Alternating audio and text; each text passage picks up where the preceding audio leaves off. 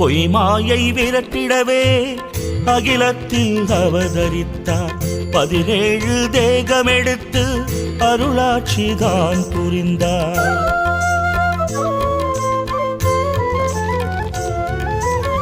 பொய் மாயை விரட்டிடவே அகிலத்தில் அவதரித்தார். 17 தேகமெடுத்து அருளாட்சிதான் புரிந்தார். சத்குருவின் வார்த்தைகள் தான் வீணாகி போவதில்லை. சத்தியத்தில் வழி நடந்தால் என்றென்றும் தோற்பதில்லை. ரூபம் ஸ்ரீ ரூபம் ஸ்ரீ சத்குருவின் ரூபம் ஸ்ரீ. தேகம் ஸ்ரீ தேகம் ஸ்ரீ கணக்கன்பதி தேகம் ஸ்ரீ.